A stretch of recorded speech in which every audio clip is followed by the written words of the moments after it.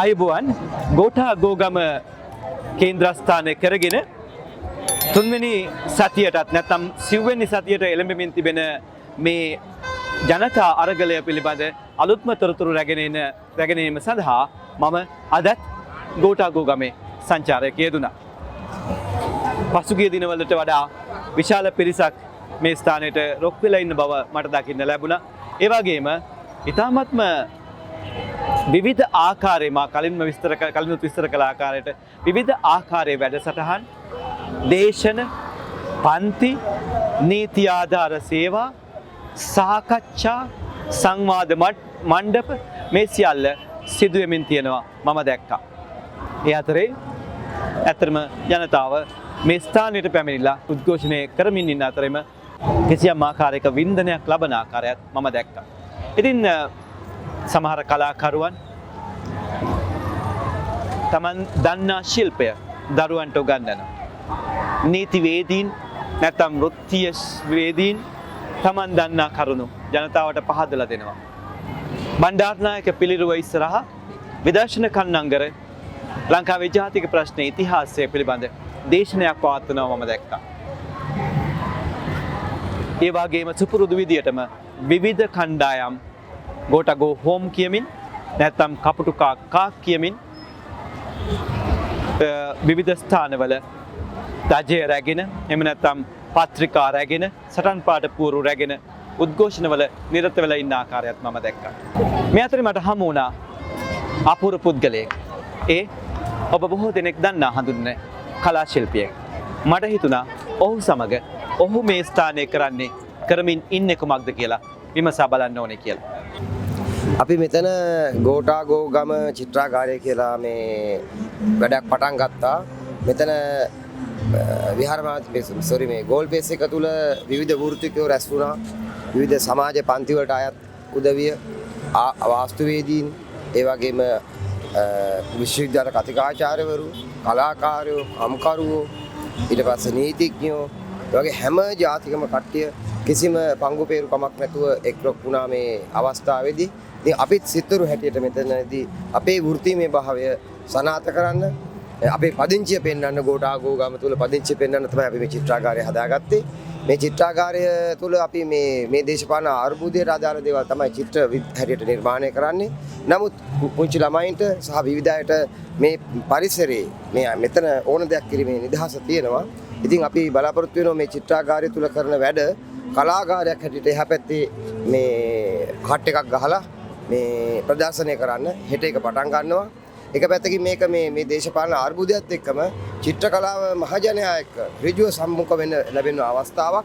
ඉතින් අපි මේ වගේ අවස්ථාවලදී කොහොමද අපි අපේ චිත්‍ර කලාවේ හැඩරුව කියන එක ගැන අපි හිතන්න ඕන. ඉතින් මේක අපිට එක පැත්තකින් දේශපාලන අත්දැකීමක්, එක පැත්තකින් අපේ වෘත්තීමය වශයෙන් අත්දැකීමක්. දැන් මෙතන ඔබ කිව්ව දරුවොත් වෙනවා කියලා. ඒ වගේම වැඩිහිටියෝ දරුවෝ තරුණ පරපුර හැමෝම කොයි වගේද ප්‍රතිචාර මේ ගැන? දැන් ඇත්තටම මේ වගේ චිත්‍ර දැන් ප්‍රධාන දැන් අපි කියන එකක් තමයි දැන් මේ සටන් පාට අල්ලගත්තු පෙළපාලියනෝනේ නිතරම අරක මෙහෙම ඵලයක් කියනවා මේක කරපිය කියනවා 225 මෙපා කියනවා ගෝඨාභය ගෙදර ඵල කියනවා ඊට පස්සේ මේ හොරා කාපු සල්ලි අපිට දියන් කියලා කියනවා. ওই වගේ සටන් පාට විදිහනේ මේව තියෙන්නේ. අපි කියන්නේ මේ සටන් පාටය චිත්‍රයට නගන්න. මේක චිත්‍ර කලාව හරහා මේ පරිකල්පනය කරන්න. ඒක සෞන්දර්යාත්මක අත්දැකීමක්. මේ වගේ ප්‍රශ්න කොහොමද අපි ඒකට අදාළ මේ සමාජ සංජානනය ඇති කරන්නේ අපේ භාෂාවෙන් කියන එක තමයි අපේ අභියෝගය. ඉතින් එක පැත්තකින් අපි අරගලයට සම්බන්ධ වෙන්නේ වෘත්තීමය වශයෙන් එහෙමයි. සජිත් අපි දන්න දෙයක් තමයි දැන් ඉන්දියාව වගේ අපේ සමකාලීන අසල්වැසි රටවල් වගේ එක සංසන්දනය කළොත් සිංහල සමාජය මට කියන්න බෑ ලාංකීය සමාජය කියලා. සිංහල සමාජයේ එක්තරා කොටසක් පමණයි කියලා මට හිතෙනවා සංගීතයට නැත්තම් නර්තනයට නැත්තම් චිත්‍ර කලාවට හුඟක් සංවේදී. මං කියන්නේ දක්ෂතා දක්වනවා නැද්ද කියන එක නෙමෙයි. ඒක හඳුනාගන්නේ කියන්නේ. ඇත්තටම කියන්නේ අපේ සමාජයේ ඊටම සුළුතරයක් කියලා මට හිතෙනවා. අපි දකින්නේ ඉන්දියාවේ ඕනම දරුවෙක් දැරියෙක් සංගීත කණ්ඩයක් ඇහුන පමණින් නටනවා. දැන් ලංකාවේ එහෙම නටන්න ගියොත් එහෙම අන්නර කෙල්ලට විසේ කියලා කියනවා. එහෙම තත්ත්වයක් තියෙන්නේ. දැන් අපි මේ දකින්නේ සිස්ටම් චේන්ජ් එකක් වගේම සමස්ත සමාජයේ ආකල්පීය වෙනසක්ද? ඔය ඇත්ත වශයෙන්ම අපිත් මේ වෘත්තිමය වශයෙන් සම්බන්ධ වෙන්නේ සිස්ටම් චේන්ජ් එකක්. ඒ කියන්නේ ආකල්පමය වෙනසකට තමයි. ඒ කියන්නේ දැන් ඔබ කිව්වා වගේ සරෝජ් මේ අපි ගත්තොත් පොදු ජනයා චිත්‍ර කලාව සංගීතය වගේ මේ කලා ශ්‍රේෂ්ඨ වලින් ඈත් වෙච්ච බවක් තියෙනවා තමයි. හැබැයි ඒක වෙලා තියෙන්නේ මෙහෙමයි. පොදු ජනයා ගීතය රස විඳිනවා සංගීතය රස විඳින්නේ නැහැ. පොදු ජනයා තොරන් චිත්‍ර එහෙම නැත්නම් පාසල් පෙළපොත් වල තියෙන නිදර්ශන චිත්‍ර ඉලස්ට්‍රේෂන් ආර්ට් රස විඳිනවා චිත්‍ර කලාව රස විඳින්නේ නැහැ. මේකේ තියෙන වෙනසක්. ඒක කිසියම් ඉහළ සමාජ පන්තියක් බුර්ෂුවා සමාජයේ වගේ ස්තරයක තමයි මේක තියෙන්නේ. නමුත් යුරෝපාකරයේ වගේ ගත්තොත් සාමාන්‍ය යුරෝපයේ හිඟන්නෙක් පවා අඩු ගානේ චිත්‍ර කලා ඉතිහාසයේ මොඩර්න් කලා ඉතිහාසයේ මූලික සම්දිස්ථාන ගැන දන්නවා. ඒගොල්ලෝ චිත්‍රයකට ප්‍රවේශ වීමේ මාර්ගය දන්නවා. ඒ කියන්නේ රසිකයාත් සිත්තරා වගේම චිත්‍ර කලාවේ මූලධර්ම පිළිබඳව ඒ කලා ඉතිහාසයේ සම්දිස්ථාන ගැන ඒ සෞන්දර්ය අප්‍රෝචස් ගැන ඊට පස්සේ මේ ශානර ගැන අවබෝධයක් තිබිය යුතුයි. නිකම්ම දෙයක් රස විඳින්න බෑ. රසිකයාටත් අධ්‍යාපනයක් තියෙන්න ඕන. මම හිතනවා දැන් අර ඉස්සර මේවා අපි පොදු ජනයා වැළනොකඩී යන්නේ තොරන් බලන්න. දැන් අද වෙනකොට මෙතන තොරන් නෙමෙයි තියෙන්නේ. අපි සිත්තරු හැටි මෙතන චිත්‍ර අඳිනවා. ඉතින් එක පැත්තකින් අර එක සමාජ ස්තරයකට විතරක් සීමා වෙලා තිබුණු චිත්‍ර කලාව මහපාරට ආපු අවස්ථාවක්. ඉතින් එක පැත්තකින් ඒක මේ ගැන මම සතුටු වෙනවා මම මේකට මුලපුරුදු කෙනෙක් හැටියට. මොකද අපි ඒ අභියෝගය ජයගත යුතුයි. මොකද නිදහස් අධ්‍යාපනයෙන් විශ්වවිද්‍යාල අධ්‍යාපනය ගත්තු ගොඩාක් චිත්‍ර කලාව මේ ඉගෙනගත්තු විද්‍යාර්ථී උපාධිධාරියෝන්ගෙන් ඒ සමාජ ස්තරයන්ට මේ චිත්‍ර කලාව පිළිබඳ සෞන්දර්ය අත්දැකීම ඒ වචනමාලාව ඒ යන්නේ නැහැ. ඉතින් ඒක ඇත්තම කියන ලොකු ප්‍රශ්නයක්. එහෙම විය යුතු නැහැ. මේක හුඟක් වෙලාවට අපේ වෙලා තියෙන්නේ චිත්‍ර කලාව ආකිටෙක්චර් වල ඉන්ටීරියර් ඩිසයින් එක්ක සම්බන්ධ තර්කණයක තමයි පවතින්නේ. ඒ හින්දා ඒගොල්ලන්ට අවශ්‍ය නැහැ මේක පොදු ජනයත් එක්ක සම්බන්ධ කරන්න. ඉතින් අපි මේක මේ අවස්ථාවේදී පොදු ජනයත් එක්ක සම්බන්ධ කරනවා. ඒ කියන්නේ ඇත්තටම අපි පැහැදිලිවම දකිනවා සමස්ත සමාජය තුළම දැවැන්ත වෙනසක් දැවැන්ත විප්ලවයක්. පැහැදිලිවම අපි මම පුතු සිතරෙක් හැටියට දකින්න දේ තමයි මේ අපිට දැන් මේ කොහොමද මේ දේශපාලන ප්‍රශ්නේ අදාළ වෙන්නේ කියලා හිතුවොත් ඇත්තටම මම දකින්න දේ තමයි ලංකාවේ දේශපාලන ඉතිහාසය තුළ ඓතිහාසික පුපුරා යෑමක් තමයි මේ වුනේ. මොකද මම ගොඩක් අවස්ථාවලදී කියන එකක් තමයි මේ ආණ්ඩු මාරු වුණාට රජය කියන එක මාරු වෙන එකක් නෙමෙයි. රජය රජයමයි. නමුත් විශේෂයෙන් මහින්ද රාජපක්ෂ මේ දුර්දාන්ත රෙජිමය කරපු දේ තමයි ඒගොල්ලන්ගේ ඥාතියෝ හිතවත්තු ඒ රෙජිමේ මිනිස්සු ඒගොල්ලන්ට මේ ඊටම හෙන්චයියෝ විදිහට ඉන්න පුජ්‍යලෝ මේ රාජ්‍ය සේවය තුල බතුරවලා ඒ රාජ්‍ය සේවය අවභාවිතා කරා. ඒ කියන්නේ මේ රාජ්‍ය සේවකයාගේ තියෙන කොන්ද කැඩුවා. ඉතින් මේ අද වෙනකොට මේ හැමෝම බය නැතුව එළියට එනවා. රාජ්‍ය සේවකයෝ කොටිම කියනවා නම් පොලිස් නිලධාරීන් ආරක්ෂක අංශවල අය පවා. ඒ කියන්නේ ඒගොල්ලන් බය කරලා මර්ධනය කරලා මේ තර්ජනය කරලා එක විදිහේ ක්‍රමවලින් මේ මිනිස්සු අර රාජාණ්ඩු පාලන කාලයක වගේ රජවරු නිකන් රටවැසියෝ වැඩවසම් ක්‍රමයක පාලනය කරනවා වගේ තමයි කරගෙන ගියේ. අද වෙනකොට මිනිස්සුන් අභීතව මේකට හඬ නගනවා, කෑ ගහනවා. මේක කී ප්‍රශ්නේ තේරුම් අරන් තියෙනවා. දැන් සමහරු කියනවා 225ම අපිට එපා කියලා. සමහරු කියනවා මේකේ මේ සියලුම ජනාධිපතිගේ සිට සියලුම පාර්ලිමේන්තු සභිකයින් විමර්ශනය කරන්න. මේ ඔඩිට් කරන්න. එහෙම දැන් ඒ වගේ ඉල්ලීමක් ඉල්ලෙදරට සමාජයේ පත් වෙලා තියෙනවා කියන්නේ ඒක හොඳ ප්‍රවණතාවයක්. මොකද අපි දන්නවා මැතිවරණ තියෙන කාලයට මැතිවරණ කොමසාරිස්ට නීතිමය බලය තියෙනවා මේ අය වත්කම් බැරකම් ප්‍රකාශ ලබා ගන්න. ඒ කවුරුවත් දෙන්නේ නැහැ. මැතිවරණ කොමසාරිස් මේ ප්‍රතික්ෂේප කරන්නේත් නැහැ. ඕන නාම යෝජන ප්‍රතික්ෂේප කරන්න පුළුවන්. කරන්නේ නැහනේ. ඉතින් දැන් ඉස්සරහට මේගොල්ලෝ හැමෝම බය වෙනවා.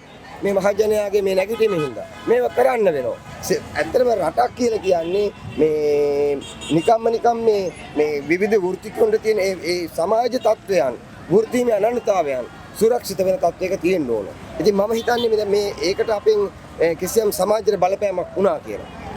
මට තවත් එක ප්‍රශ්නයක් තියෙනවා. දැන් අපි දකින්නේ සුජීත් දැන් අපි දැක්කා 2015 දී දැවැන්ත නායකයෙක් විදියට හිටපු මහින්ද රාජපක්ෂ පරාජය කරලා යහපාලන ආණ්ඩුව පත් කරන්න තරම් අපේ රටේ ජනතාව මට කියන්න පුළුවන් ප්‍රගතිශීලී වුණයි කියලා. ඒ තරම් ශක්තියක් ප්‍රජාතන්ත්‍රවාදී ශක්තියක් තිබුණා. හැබැයි ඒ වගේම තමයි ඊට අවුරුදු 4කට පස්සේ කැලණිගඟෙන් නාගයෙක් මතුවෙනවායි කියපු දේ තේ ජනතාවම විශ්වාස කරනවා. ඒ වගේම තමයි දොස්තර ශාපිගේ ශාපි දැන් මේ කාන්තාවන් වඳ කළා, සිසේරියන් සැත්කම් කළා. නැත්නම් වඳ පෙති වඳ කොත්තු ගැනත් අපේ ජනතාව විශ්වාස කරනවා. ඒ අවුරුදු 4ක වෙනසක්. ඒ අවුරුදු 4න් පස්සේ අවුරුදු 2කට පස්සේ අද අපි මේ දෙවන්ත වෙනස දකින්න. මේක කොහොමද සිද්ධ වෙන්නේ? මොකක්ද මේ? මේකේ මම දැක්කිනු මේකේ එක්තරා අවිඥානයක් විදියට මට පේනවා මිනිස්සුන්ට හෙලිදරව් වුණා මේ රට බංකොලොත් වුණේ ආර්ථිකමය වශයෙන් අපි නන්නත්තර වුණේ මේ එක්තරා මේ පවුලක් විසින් ඒ රෙජිමේ විසින් මේ දේවල් මුදා ගසා කාපු හින්දා වංචා කරපු හින්දා කියන එක අවබෝධය සමාජයට ඇති වෙලා තියෙනවා. ඉතින් එතකොට මේ දැන් මේ කෑකෝ ගහන මිනිස්සුන්ගෙන් වැඩි ප්‍රතිශතයක් ඉන්නේ අත් වශයෙන්ම ඒගොල්ලන්ට නොදී කාපු එකේ අප්සෙට් එක. දැන් අරගොල්ල විතර කණියෙන් කාපු එකයි ගොඩක් මිනිස්සුන්ට තියෙන අප්සෙට් එක. මම හිතන්නේ එහෙමයි. ඒ කියන්නේ මේ දැන් අපි දන්නවා දැන් ඒ වගේම මේක සමහරු ආරක්ෂා කරන්නේ බෙදාගෙන කාපු අය තමයි ආරක්ෂා කරන්නේ. දැන් මේ සාමාන්‍යයෙන් ඔය ඒකමට හරි මහින්ද රාජපක්ෂ කිව්ව මට මතකයි වැඩි කෑ ගහන්න එපා ෆයිල් එක එළියට දානවා කියලා. ඒ දවස්වල කිව්වනේ. ඒ කියන්නේ මොකද්ද? මේ කටවල් වහලා තියෙන්නේ එයාටත් කන්න දීලා වැඩි කෑ ගැහුවොත් උඹ කාපු ටික මම අපි කියනවා කියන එකනේ. ඕක තමයි මෙතන තියෙන නිශ්ශබ්දතාවයේ තියෙන එකඟතාවය, සම්මුතිය. ඒ කට්ටිය මේක එක්තරා සම්මුතියක තමයි මේක කරේ. ඉතින් නමුත් සමහර මහජනයා අතර ආයත ඇවිල්ලා තියෙනවා අයියෝ මේ මිනිස්සු විතර මෙච්චර ප්‍රමාණයක් කාලා අපිට නෑ. එහෙම ජන විඥානකුත් මට පේනවා. ඒ වගේම සමහරෙක් ඉන්නවා කොහොම හරි දැන් වෙන්න ඕන දේ වෙලා ඉවරයි. දැන් නැවත මේක සුද්ධ පවිත්‍ර වෙලා සමාජ ව්‍යුහාත්මක වෙනසක් වෙන්න ඕන කියන එක. ඒක හොඳට පේනවා. ඒකට ඉතින් ඇත්තම කියනවා ඒක උනේ බඩට වැදුණු තැනින්. ඒ කියන්නේ විශේෂයෙන් මේක පහළ සමාජ ස්තරෙන් තමයි මේක ඇවුලුනේ කියලා මම හිතන්නේ. ගෑස් නැති එක, තෙල් නැති එක, මේ විදුලි බලය නැති එක, බඩු මිල හසු උසට ගණන් ගිහපු එක. ඒ හින්දා මිනිස්සු තමන්ගේ වේදනාව, කෝපය පාලනය කරගන්න බැරුව මහපාරේ කෑ ගහන්න ගත්තා. ඉතින් එතකොට ඒව කවුරුත් සංවිධානය කළ වෙච්ච නෙවෙයි. මීට කලින් ඒව සිද්ධ වුණේ වෘත්තීය සංගම්, ශිෂ්‍ය ව්‍යාපාරය වලින් තමයි මේව සංවිධානය කරේ. මේ සැරේ වුණේ එහෙම නෙවෙයි. ඉතින් ඒ හින්දා සිවිල් සමාජයත් එළියට බැස්සා. වෙනද සාමාන්‍යයෙන් සිවිල් සමාජය මේ බුර්ෂුවා පන්ති එළියට බහින්නේ නැහැ. ඒගොල්ලන්ට මේ තෙල් නැති ප්‍රශ්නේ, ගෑස් නැති ප්‍රශ්නේ ආවා. ඉතින් අර කාල් මාක්ස් කියලා තියෙනවා සෑම සමාජ ප්‍රශ්නයක මුල තියෙන ආර්ථිකය තුල. ඉතින් එන ආර්ථිකය මේ හැමෝටම මේ තමගේ පැවැත්මට බලපෑවා. ඉතින් පාරට බැස්සා. ඒක අස්සෙම තවත් සමහරෙක් ප්‍රාර්ථනා කරනවා මේ ආර්ථික අර්බුදය වගේම උග්‍ර ජාතිවාදය ඊට පස්සේ වෙනත් මේ ආගම්වාදී ඒවත් මුලින්ම උපුටා දමන්න ඕන කියන එක.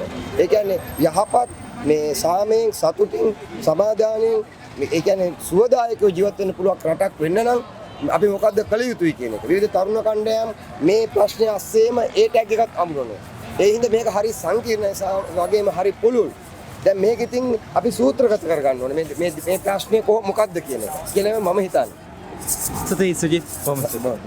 ඉතින් ඔබ හැම දිනකටම ස්තුතියි අප සමග මෙතෙක් රැඳී සිටියාට. මේ ඉදිරියටත් මේ වගේ සංවාද විශ්ලේෂණ සහ අලුත්ම පුවත් සමගින් ගෝඨාගෝ ගමේ සිට වගේම ලංකාවේ දේශපාලන ක්ෂේත්‍රයේ නැත්නම් ලංකාවේ සමාජයේ ප්‍රධාන පෙළේ චරිත සමග සම්මුඛ සාකච්ඡාත් රැගෙන ඔබ හමුවට එන්න මම සූදානම්. ඔබ මෙවැනි සංවාද සහ විශ්ලේෂණ වලට කැමති නම් ඔබ එය ආගය කරනවා නම් සංදේශය බයි සරෝජ් නාලිකාව සබ්ස්ක්‍රයිබ් කරන්න කියලා මම ඔබෙන් ඉල්ලා සිටිනවා. දැනට සමුගනිමු.